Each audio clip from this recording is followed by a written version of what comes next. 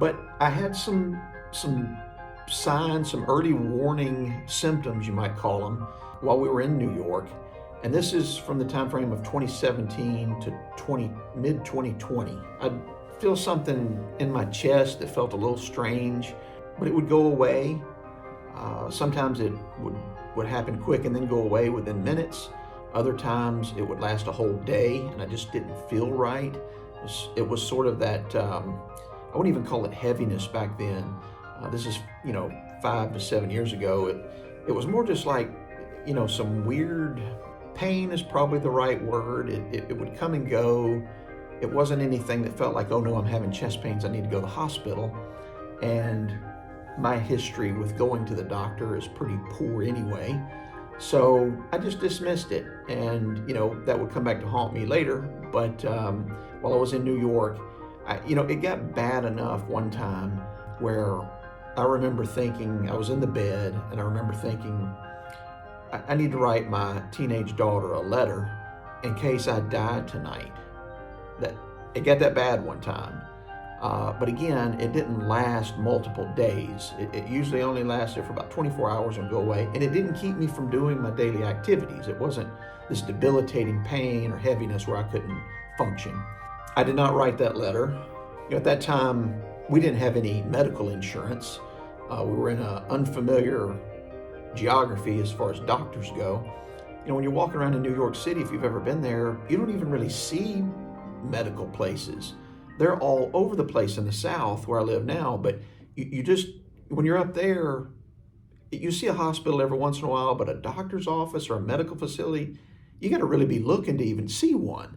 And I did not have trust in doctors, not from any personal experience, but just stories I would hear from friends and family. And over time, that just kind of got worse and worse. So going to the doctor for some pain in my chest that was gone, the next day, this was just not something I was going to do. I had business to do. Me and my daughter were enjoying New York. We were working, we were playing there. Who's got time to go to the doctor? Like I said, I was fine the very next day. Little did I know, inside my body, what was happening was collateral veins were being formed and would save my life. And I'll talk more about that later. Speaking of 2020 in New York City, we were right in the middle. You remember the map they would show and all these different hot zones of where the cases were starting to spread, and they didn't even really know. They didn't have a way to test back then, much less a vaccine. You knew it was bad based on the amount of people that were dying in the hospital. And I remember that map, and one day, New York City, of course, was bad, but I zoomed in to our specific neighborhood even. Brooklyn is kind of divided up into different neighborhoods, and our neighborhood was in the glowing red, which meant they were seeing the most cases literally in the world at that time. And I remember people were dying down the street from us.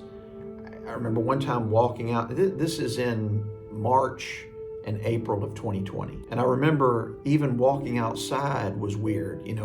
Are we supposed to be breathing this air? Do we need to go back inside? It was crazy. Ultimately, we got all of the symptoms one by one. It lasted about 10 days.